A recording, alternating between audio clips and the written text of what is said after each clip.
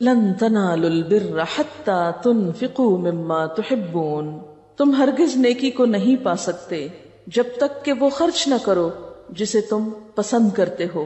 یعنی محض زبانی جمع خرچ سے بات نہیں چلے گی، صرف یہ کہنے سے بات نہ بنے گی کہ ہم اللہ کے پیارے ہیں، بلکہ جب تک اس محبت کا ثبوت دینے کے لیے اپنی محبوب ترین چیزوں کو اس کے راستے میں نہیں دو گے، یہ بات درست نہ مانی جائے گی. تو یہاں پر حرف نہیں لن استعمال ہوا ہے، جس کا معنی ہے ہرگز نہیں، بالکل نہیں، ہو سکتا ہی نہیں. تنالو، تنالو کا لفظ نون واو لام سے ہے، نول، اس چیز تک پہنچنا یا حاصل کرنا جس کی انسان خواہش رکھتا ہو. نیلا کہتے ہیں مطلوب چیز کو، اور نائلہ پانے والی. اور البر بے رے بر کا معنی ہے خیر کامل، رحمت، رضا الہی، جنت. تو لن تنالوا البر، تم ہرگز نہیں پا سکتے رحمت کو، اللہ کی رضا کو، جنت کو، حتی یہاں تک کہ تنفقوا، تم خرچ کرو. انفاق فی سبیل اللہ پر بہت سی آیات گزری ہیں، لیکن یہاں انفاق یعنی اللہ کی راہ میں خرچ کرنے میں ایک نیا رنگ اور ایک نیا پہلو متعارف کرایا جا رہا ہے. اور وہ کیا ہے کہ اللہ کی راہ میں وہ خرچ کرو جو تمہیں بہت پسند ہے، جو تمہاری محبوب ترین چیز ہے. یاد رکھو، تم نیکی کی روح کو نہیں پا سکتے، تم اللہ کی نگاہوں میں حقیقی معنوں میں نیک نہیں ٹھہر سکتے، نیک نہیں بن سکتے جب تک کہ تمہیں وہ خرچ کرنا نہ آ جائے جس سے تم محبت رکھتے ہو. یعنی اپنی پسندیدہ ترین چیز کو اللہ کی راہ میں دے کر ہی اللہ سے محبت کے دعوے کو سچا قرار دے سکتے ہو. روایات میں آتا ہے کہ جب یہ آیت نازل ہوئی تو صحابہ کرام نے اپنی چیزوں کا جائزہ لیا اور جو کچھ سب سے زیادہ پیارا تھا اسے اللہ کی راہ میں خرچ کیا. تو لن تنالوا البر حتی تنفقوا مما تحبون، ہرگز نہیں تم پا سکتے نیکی کو. آپ یہ ذرا امیجن کریں کہ نیکی دور ہے کہیں، البر جو ہے نیکی یا جنت یا اللہ کی رضا یا اللہ کی خوشی اور اللہ کی رحمت، وہ رکھی ہے دور، کہیں امیجن کر لیں، اور آپ اس کو پانا چاہتے ہیں، اٹھانا چاہتے ہیں، لینا چاہتے ہیں، اس سے فائدہ اٹھانا چاہتے ہیں، اس کے نیچے آنا چاہتے ہیں، لیکن آپ کے راستے میں ایک بیریئر ہے. اور وہ بیریئر کیا ہے؟ آپ کی سب سے زیادہ پسندیدہ ترین چیز، محبوب ترین چیز. اللہ تعالیٰ نے ہمیں کیا بتایا؟ والذین آمنوا اشد حبا للہ، وہ لوگ جو ایمان لاتے ہیں اللہ کی محبت میں سب سے زیادہ شدید ہوتے ہیں. جن کے دل میں اللہ کی محبت پانے کی تڑپ ہوتی ہے، وہ اس بر تک پہنچنا چاہتے ہیں، وہ اپنے اس راستے کی محبوب ترین چیز کو بھی ہٹا دیتے ہیں تاکہ وہاں تک پہنچ سکیں، اس کو پا سکیں. اور انہیں ایسا کرنے میں کچھ بھی مشکل نہیں ہوتی. ہم سب بھی اپنے دلوں کا جائزہ لیں، اپنے دلوں کو ٹٹولیں اور کھنگالیں کہ اس میں سب سے زیادہ پیاری چیز کون سی ہے، اور کیا اس چیز کو میں اللہ کی محبت پانے کے لیے قربان کر سکتی ہوں. قربان کرنے کا مطلب کیا ہے؟ ایک تو یہ کہ وہ کسی کو دے دینا، جیسے مال وغیرہ. تو اس سے مراد صرف مال نہیں. یہ نہیں کہا کہ حتی تنفقوا من مالکم، یہ نہیں کہا گیا کہ تم اپنی بلانگنگز میں سے کچھ خرچ کرو. کیا کہا گیا ہے؟ لفظ کیا ہے؟ مما تحبون، اس میں سے جس سے تم محبت رکھتے ہو. یہ مال بھی ہو سکتا ہے، کوئی انسان بھی ہو سکتا ہے، اولاد بھی آپ کی ہو سکتی ہے، یا کوئی آپ کا شغل ہو سکتا ہے، کوئی ہابی ہو سکتی ہے، کوئی آپ کی دل پسند چیز ہو سکتی، کوئی ایکٹیویٹی ہو سکتی ہے، کوئی بھی چیز کہ جس سے آپ محبت رکھتے ہوں، جو کام بھی آپ کا بہت پسندیدہ ہو. اور پسندیدہ چیز سے مراد ضروری نہیں کہ کوئی بہت قیمتی چیز ہو، کہ مثلاً آپ کو اپنی ہیرو کی ایک انگوٹھی بہت پسند ہے تو آپ سمجھے کہ جب تک میں یہ قربان نہ کروں اس وقت تک اللہ کی محبت نہیں پا سکتی. تو یہ اس سے مراد نہیں. ہو سکتا ہے اس ہیرو کی انگوٹھی سے بڑھ کر کوئی اور چیز بھی آپ کو بہت پسند ہو. تو یہاں محبوب چیز کا مطالبہ کیا جا رہا ہے، قیمتی کا نہیں. اور بسا اوقات یہ بھی ہوتا ہے کہ جس انسان کے دل میں مال کی بہت محبت ہو، اس کے لیے مال ہی بہت قیمتی بھی اور پسندیدہ بھی ہو. تو یہاں میں سے ہر شخص کو خود دیکھنا چاہیے. اور پھر آپ دیکھیے کہ اللہ تعالیٰ نے ہمیں ایسی آزمائش میں نہیں ڈالا کہ جس پر ہم پورے نہ اتر سکیں. یہ نہیں کہا گیا کہ جو کچھ پسند کرتے ہو سارے کا سارا ہی دے دو، بلکہ کیا کہا گیا؟ مما، اس میں سے جو. تو من یہاں بعض کے لیے ہے، یعنی اگر سارا نہیں اور بعض حصہ بھی دے دو گے، کچھ حصہ بھی دے دو گے، تو اس سے بھی اصل مقصود پورا ہو جائے گا۔ اب ایک بات یاد رکھیے کہ جب آپ کسی کو بھی اپنی پسندیدہ چیز دیتے ہیں تو دینے کے بعد کیا نہیں کرنا ہوتا؟ احسان نہیں جتانا ہوتا، اس کا تذکرہ نہیں کرنا ہوتا، اس پہ واویلا نہیں کرنا ہوتا، کیونکہ بسا اوقات ہم کیا کرتے ہیں، کام کر بھی لیتے ہیں پھر اپنے آپ پہ ترس کھاتے رہتے ہیں، ہائے ہم بیچارے۔ تو ایسی چیزوں سے بھی خود کو روکنا ہے۔ اللہ کی راہ میں کچھ دے کر پھر اسے جتایا نہیں کرتے، پھر اس پر خود کو بہت مظلوم نہیں ثابت کیا کرتے، بلکہ خوشی خوشی دیتے ہیں، اور اس بات پر شکر ادا کرتے ہیں کہ اللہ کا شکر ہے جس نے موقع دیا، جس نے توفیق دی۔ یہ بھی تو ہو سکتا تھا کہ ہم اس راہ پہ نہ آتے، ہم اپنا یہ سارا مال، وقت، جوانی، صلاحیتیں، طاقتیں یہ کسی اور راہ میں لگا رہے ہوتے، اور اس کا نتیجہ معلوم نہیں دنیا میں بھی نکلتا یا نہیں، اور آخرت میں تو کچھ بھی نہ نکلتا۔ تو اللہ تعالیٰ جب ہمیں نیکی کی توفیق دے، جب ہمیں کچھ خرچ کرنے کی اپنی راہ میں صلاحیت دے، تو اس پر شکر بھی ادا کریں کہ اللہ تیرا شکر ہے تو نے توفیق دی۔ اور پھر مزید فرمایا وَمَا تُنْفِقُوا مِنْ شَيْءٍ، اور جو بھی تم خرچ کرو گے، کوئی بھی چیز، یعنی کسی بھی چیز میں سے، پوری یا تھوڑی یا آدھی یا کوئی بھی چیز، یعنی ضروری نہیں کہ مال، کوئی بھی چیز، فَإِنَّ اللَّهَ بِهِ عَلِيمٌ، تو اللہ تعالیٰ کو اس کا پتہ چل جاتا ہے۔ تم چھپا کر بھی دو، کسی کو پتہ نہ چلے، اسے پتہ چل جاتا ہے۔ اس میں آپ دیکھیے کہ اس آیت پر عمل آپ کیسے کر سکتے ہیں کہ جس چیز کی طرف آپ کو اٹریکشن معلوم ہو، جس چیز کی طرف آپ مائل ہونے لگے، یا جو چیز بھی آپ کے اللہ کے راستے میں حائل ہونے لگے، اس کو کٹ ڈاؤن کرنے لگے۔ مثلا ایک غذا آپ کو بہت پسند ہو سکتی، آپ کا دل چاہتا ہے کہ آپ ساری خود ہی کھا لیں، فوراً سوچیں یہی میرا امتحان ہے، کسی کے ساتھ ضرور شیئر کرنا ہے، ضرور کسی کو کچھ دینا ہے۔ بسا اوقات کیا ہوتا ہے، جو چیز ہم کو پسند نہیں ہوتی وہ تو ہم کہتے ہیں چلو ہمیں پسند نہیں، کسی اور کے کام آ جائے۔ ٹھیک ہے، وہ بھی ہو سکتا ہے کہ جو آپ استعمال نہیں کر رہے، زائد از ضرورت ہے، قل العفو، دے دیجئے دوسرے کو، لیکن جو پسند آئے اسے چھپا کر نہ کھائیں، بچا کر نہ کھائیں کہ کسی اور کو نہ پتا چلے۔ اب یہ آپ کا اور اللہ کا معاملہ نا، کسی کو کیا پتا آپ کیا کھا رہے ہیں، کیا چھپا رہے ہیں، کسی کو کیا نہیں دے رہے، ہے نا؟ یہ تو آپ کا اور اللہ کا معاملہ، وہ دیکھ رہے۔ فَإِنَّ اللَّهَ بِهِ عَلِيمٌ، اس کو پتا چل جاتا ہے کہاں ڈنڈی مار رہے، کہاں کس چیز کی حرص۔ اور یہ بات اس لیے کہی گئی نا کہ ہم مسلمانوں کو اللہ کی ذات سے بڑھ کر کوئی چیز پیاری نہ رہے، کیونکہ ہمیں اللہ تک پہنچنا ہے نا، اور یہ ساری چیزیں رکاوٹ ہے راستے کی، جب تک یہ ہٹا نہیں پائیں گے وہاں نہیں پہنچ سکیں گے۔ لن تنالوا البر، منزل تک نہیں پہنچ سکتے، اس کو نہیں پا سکتے۔ اپنی انا قربان کرنا، اپنی غلطی کو مان لینا، عاجزی اختیار کرنا، شوق اور محبت کے ساتھ نیکی کرنا، پسندیدہ چیز دینا، یہی وہ اسپرٹ آف اسلام ہے، یہی روح ہے اسلام کی، یہی دنیا میں انسان کو حقیقی مسلمان بنانے میں مددگار طرز عمل ہے کہ مومن کا دل بخل سے، حرص سے، حسد سے، بغض سے، نفرتوں سے پاک ہو جائے۔ کیونکہ جب دنیا کی محبت دل میں آتی ہے نا تو انسانوں کی نفرت آنے لگتی، سارے جھگڑے فساد ہی اس پر۔ جب آپ اپنی پسندیدہ چیز دے دیں گے تو جھگڑا ہی ختم ہو جائے گا۔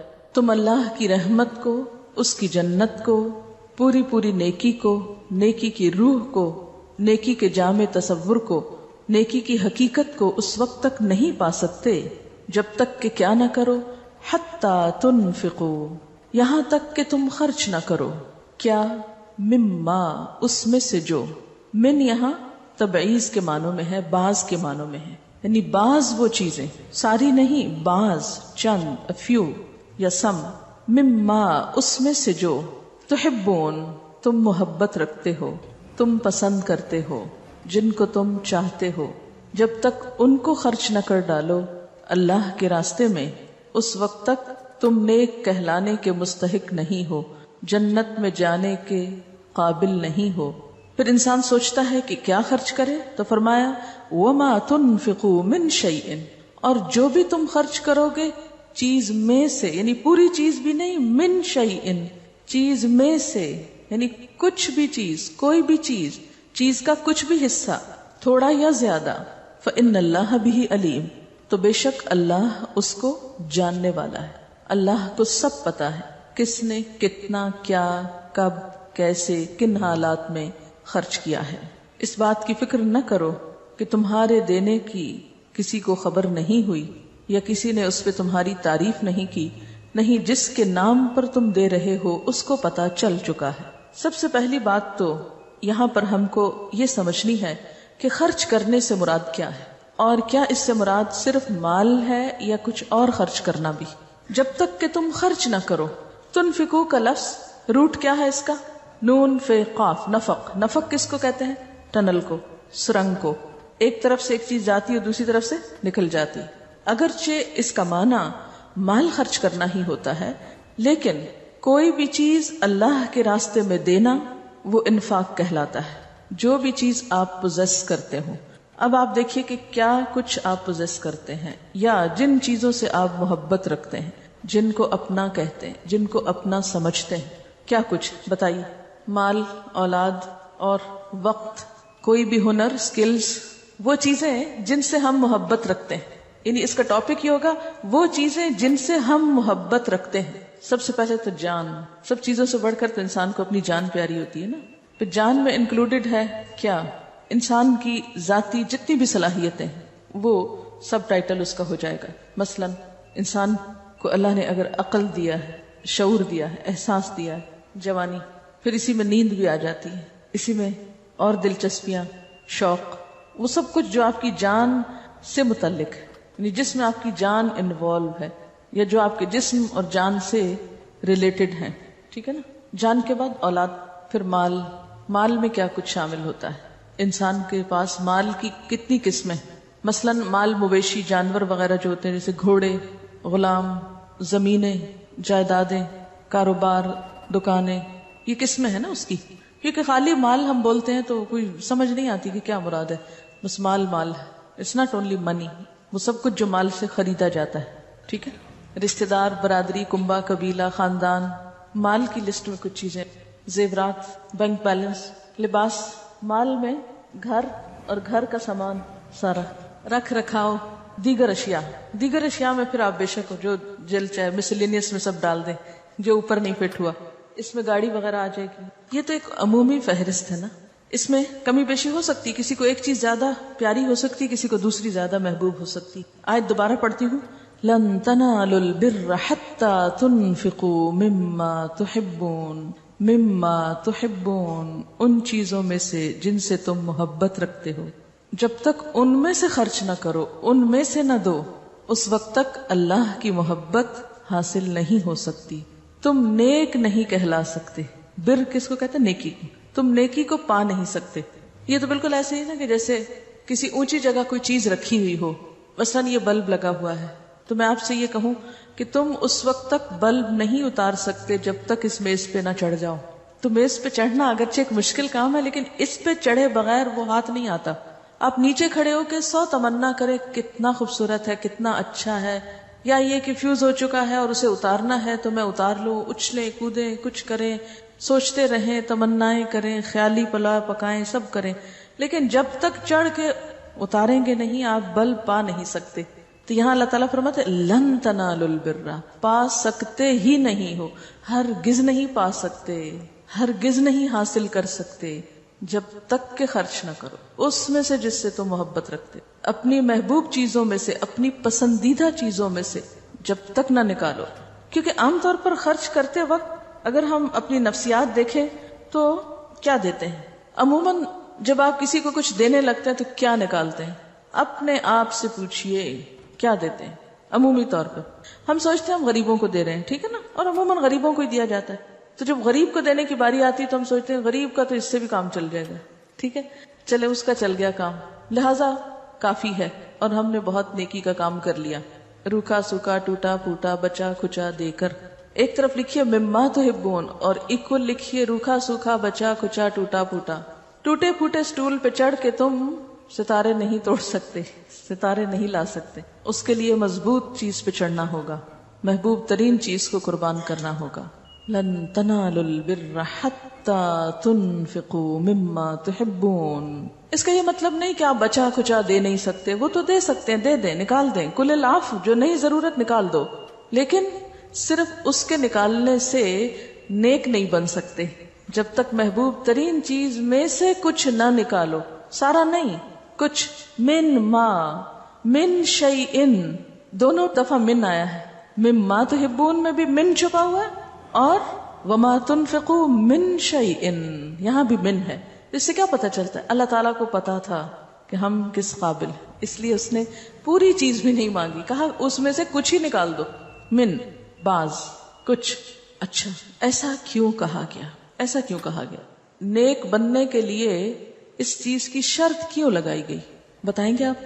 البر کو آپ دیکھیں نا کہ بر نہیں پکڑ سکتے, بر کو نہیں پا سکتے, تو بر پانے کے لیے کچھ قیمت دینی پڑے گی, بل پے کرنا پڑے گا, محبت کی قیمت چکانی پڑے گی. اللہ سے محبت کا دعویٰ کرتے ہیں نا, پیچھے پڑ چکے ہیں, والذین آمنوا اشد حبا للہ, دعویٰ کر لیا ہم نے. اس دعوے کو پار چڑھانے کے لیے اب کچھ خرچ کرنا ہوگا. اچھا آپ دیکھیے کہ جس سے بھی ہم محبت کرتے ہیں تو ہمارا رویہ کیا ہوتا ہے, ہم پھر اس کو اپنی ذات پر ترجیح دینے لگتے ہیں کہ نہیں.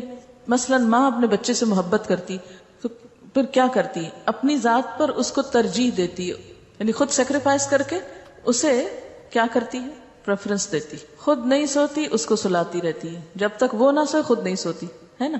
اسی طرح جب چھوٹے بچے ہوتے ہیں, جب خود نہیں کھا پی سکتے تو پہلے ماں اس کو کھلاتی, سلاتی, یہ کھا لے پھر میں آرام سے کھاؤں گی. وہ روتا ہے, سب کام چھوڑ دیتی, پہلے اس کو اٹینڈ کرتی. یہ سب کچھ کیوں؟ اس لیے کہ محبت ہے نا. ہم نے بھی اللہ سے محبت کا دعویٰ کیا, اب اللہ تعالیٰ ہمارا دل دیکھ رہے ہیں, ہمیں جانچ رہے ہیں, پرکھ رہے ہیں. کون؟ میرے نام پہ, میری خاطر, میری خوشی کے لیے ان چیزوں کو اپنے سے جدا کر سکتا ہے جو اس کو بہت پسند ہے, میری خاطر. کیونکہ ہر وہ چیز جس سے ہم محبت رکھتے ہیں نا, وہ ایک طرح سے اللہ کے مقابل آ جاتی ہے, پتہ ہے آپ کو. پھر اللہ تعالیٰ اس کو چھڑا کے دیکھتے ہیں کہ میری خاطر اس کو چھوڑ سکتا ہے کہ نہیں چھوڑ سکتا. آپ دیکھیے کہ نبی صلی اللہ علیہ وسلم اور صحابہ کرام سے کیا کچھ نہیں لیا گیا اس دعوے کو سچا بتانے کے لیے. کیا کچھ چھوڑا تھا انہوں نے, کیا کچھ چھوڑا تھا؟ خاندان چھوڑا تھا نا. کتنے ہی لوگ جب مسلمان ہوئے تھے تو انہیں خاندان چھوڑنا پڑا تھا, یا خاندان والوں نے ان کو چھوڑ دیا تھا. گھر, وطن, جب ہجرت کی تھی حضرت ام سلمہ کیا چھوڑا تھا انہوں نے؟ شوہر, بچہ. کیوں جا رہی تھی ہجرت کر کے, اتنی ظالم ماں, ایسا بھی کیا اسلام ہے؟ حضرت آسیہ, حضرت ہاجرہ. اچھا ہم دیکھتے ہیں کہ اکثر لوگ حضرت عائشہ کو, حضرت خدیجہ کو, حضرت فاطمہ کو بہت آئیڈیلائز کرتے ہیں. میں حضرت ہاجرہ کو آئیڈیلائز کرتی, مجھے ان کی قربانی بہت بڑی لگتی. کس طرح ان کے شوہر نے کہا بچے کو لے کے اس صحرا میں, ہم نے چونکہ یہاں ایک اللہ کا گھر بنانا ہے اور یہاں حج کی جگہ بنے گی, اور بس تم رہو دونوں اور اس کو آباد کرو, بس دونوں رہو. کتنی بوریاں گندم چھوڑ کے آئے تھے, کیا کھانے کو چھوڑ کے آئے تھے, کیا چیزیں رکھ کے آئے تھے ان کے لیے.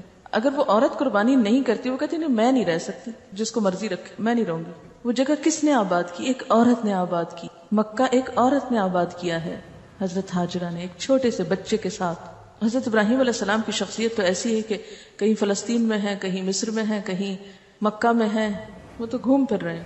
ایک عورت نے اس شہر میں بچے کو پالا, اسے بڑا کیا, وہاں اور قبیلے آ کے آباد ہوئے. تو اصل نیکی تو ان لوگوں کے حصے میں آئی نا, اللہ کی رحمتوں کے مستحق تو وہ, اسی لیے تو پھر آتا ہے وَعَلَىٰ آلِ ابراہیم. یہ کس کے اوپر درود جاتا ہے پتا آپ کو؟ کبھی سوچا؟ کبھی نہیں سوچا, سوال ہی پیدا نہیں ہوتا. سوچا اللہم صلی علی محمد وعلی آل محمد کما صلیت علی ابراہیم وعلی آل ابراہیم. آل کون ہے؟ یہ وہی تو ہے, یہی لوگ تو ہیں گھر والے. آل گھر والوں کو کہتے ہیں نا. کبھی درود بھیجتے ہوئے خیال بھی آیا کہ ان کی آل کا بھی ذکر ہو رہا ہے. ایسے ہی نیکی اور رحمتیں ملتی ہیں. البر, نیکی, رحمت, یہ رحمت کی دعائیں قربانیوں کی وجہ سے ملتی ہیں. لن تنالوا البر حتى تنفقوا مما تحبون. تو آپ خود اپنا انالیسس کر سکتے ہیں کہ پارشلی یا فلی یا فار سم ٹائم یا فار ایور, کتنے عرصے کے لیے کیا کتنا قربان کر سکتا ہوں. یہ نہیں کہا کہ, یہ آپ دیکھیے پھر دہرا رہی ہوں کہ یہ نہیں کہا سب کچھ دے دو, یہ نہیں کہا. اللہ تعالیٰ کو پتا تو ہم کر ہی نہیں سکتے, دے ہی نہیں سکتے, مر جائیں گے ہم تو خود بھی. کیونکہ احترت الانفس الشح, دلوں میں شح, بخل تو بھرا ہوا ہے نا, ہرس تو بھری ہوئی ہے. کیسے کر سکتے؟ کر ہی نہیں سکتے. ہم تو جس چیز کو پوزیس کرتے ہیں, اون کرتے ہیں, پھر کہتے ہیں خبردار جو کہ ہاتھ بھی لگائے اس کو. کچھ تو دے دو اس کی محبت کے لیے, کچھ تو قربان کرو اگر بڑے درجے چاہتے ہو. اس سے مراد یہ بھی نہیں کہ بہت بڑی اماؤنٹ ہو, بہت بڑی چیز ہو, بہت ہیوج ہو کچھ, تو ہم کہ یہ دیا تو اب ہم نے کچھ کیا. یہ نہیں مراد. چاہے چھوٹی سی چیز ہو, چھوٹی سی, اور بڑی نصیب ہو تو بڑی. مثلا انصار میں حضرت ابو طلحہ رضی اللہ تعالیٰ عنہ کے سب سے زیادہ باغ تھے, زمیندار تھے, یعنی ان میں سے بیرہا کا باغ آپ کو سب سے زیادہ محبوب تھا. یہ مسجد نبوی صلی اللہ علیہ وسلم کے سامنے تھا. اب بھی کبھی آپ جائیں تو آپ دیکھیں سڑک پار کر کے سامنے والی سائڈ پہ جو جگہ ہے وہاں پر تھا. آپ اس باغ میں جایا کرتے تھے, وہاں کا عمدہ اور میٹھا پانی پیا کرتے تھے. کوئی باغ اچھا اسی وقت ہوتا ہے جب اس کا پانی اچھا ہوتا ہے, تو آپ پانی پینے جاتے. جب یہ آیت نازل ہوئی تو ابو طلحہ نے حضور صلی اللہ علیہ وسلم سے عرض کیا کہ میری ساری جائیداد میں سے بیرہا کا باغ مجھے بہت پیارا ہے, میں اس باغ کو اللہ کی راہ میں صدقہ کرتا ہوں اور اس سے ثواب اور اللہ کے ہاں ذخیرے کی امید رکھتا ہوں. آپ جہاں مناسب سمجھیں اسے استعمال کریں. آپ صلی اللہ علیہ وسلم نے فرمایا بہت خوب, یہ مال تو بالآخر فنا ہونے والا ہے, یہ تو چلا ہی جائے گا, تم خود نہیں دو گے, لے لیا جائے گا ایک دن. ایک دوسری روایت میں ہے کہ مال تو بہت نفع دینے والا ہے, یعنی ایک اور روایت کے الفاظ کیا کہتے ہیں کہ بہت ہی نفع مند باغ ہے, اس سے تو اتنا پھل لاتا ہے. ایک ہوتا نا ایک پیس آف لینڈ, مگر اس سے کچھ اگتا نہیں, کچھ بنا نہیں, کچھ نہیں, بس پیس آف لینڈ ہے. مگر یہ تو اگا ہوا باغ ہے, اس کی قدر تو اس سے پوچھیں جس کسی کا باغ ہو اور پھلدار باغ ہو. پھر فرمایا اچھا تم ایسا کرو, اپنے غریب رشتہ داروں میں بانٹ دو. ابو طلحہ کہنے لگے بہت خوب یا رسول اللہ صلی اللہ علیہ وسلم, میں ایسا ہی کرتا ہوں, آپ جیسے کہیں گے ویسے ہی کر دوں گا.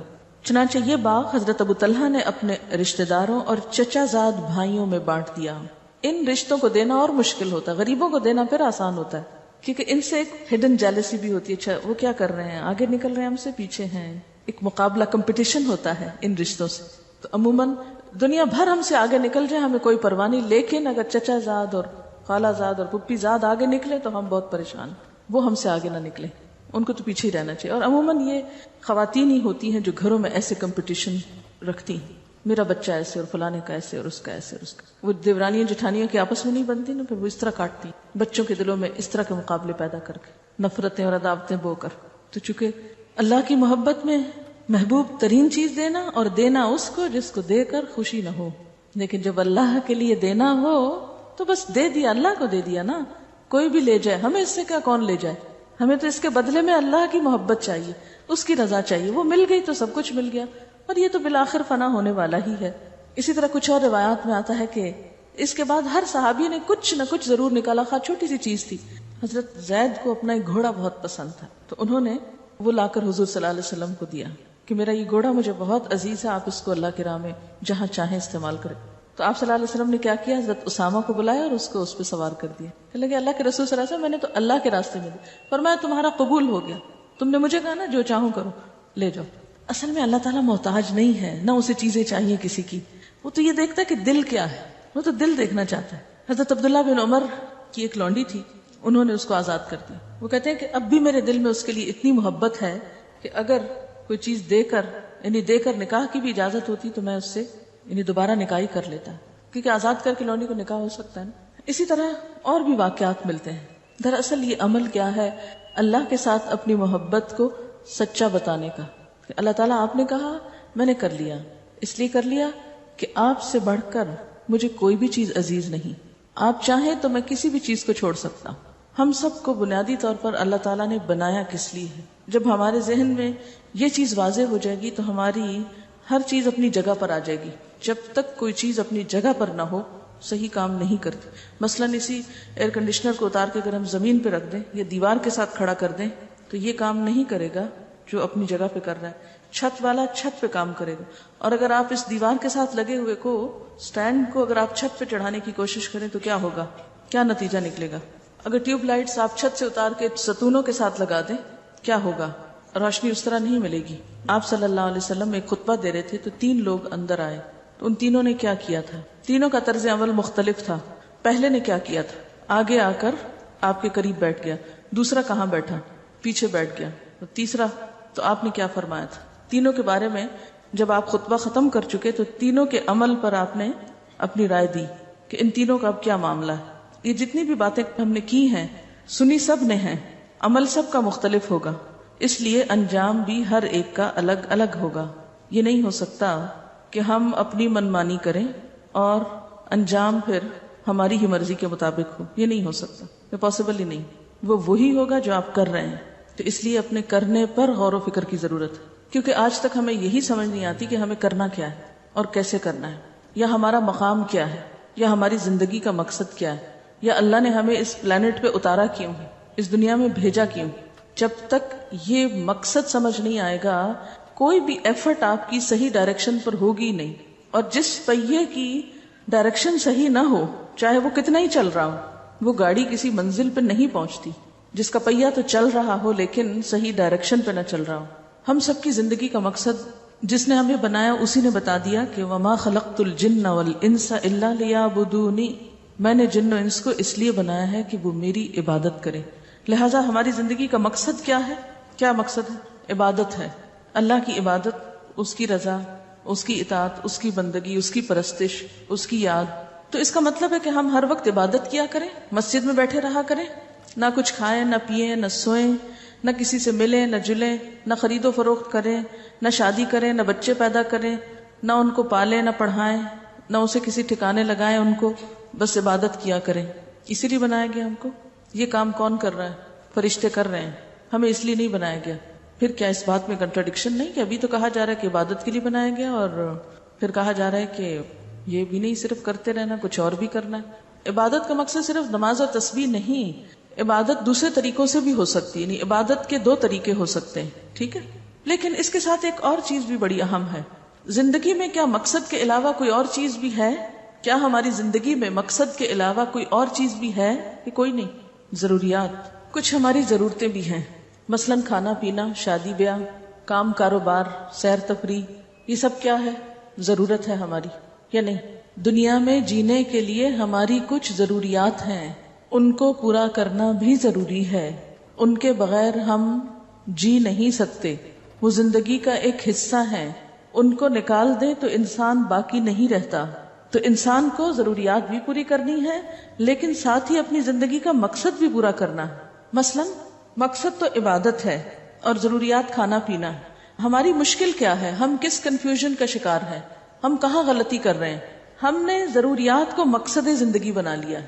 ہم نے ضروریات کو کیا بنا لیا؟ زندگی کا مقصد. کوئی کھانے کے لیے جی رہا ہے تو کوئی شادی کے انتظار میں جی رہا ہے، کسی کے ذہن پہ کاروبار کی دھن سوار ہے، کوئی سیر و تفریح کو اپنی زندگی کا مقصد بنائے ہوئے. ضروریات جب حد سے بڑھتی ہیں تو اس میں ایک اور چیز شامل ہو جاتی ہے اور وہ ہے خواہشات. کچھ چیزیں ضرورت ہیں اور کچھ چیزیں خواہشات ہیں. اب آپ دیکھیں کہ ہماری مشکل اس وقت شروع ہوتی ہے جب ہم مقصد اور ضرورت میں بیلنس نہیں رکھتے، یا مقصد اور ضرورت میں بیلنس کے نہ رکھنے کے علاوہ خواہشات کا شکار ہو جاتے ہیں.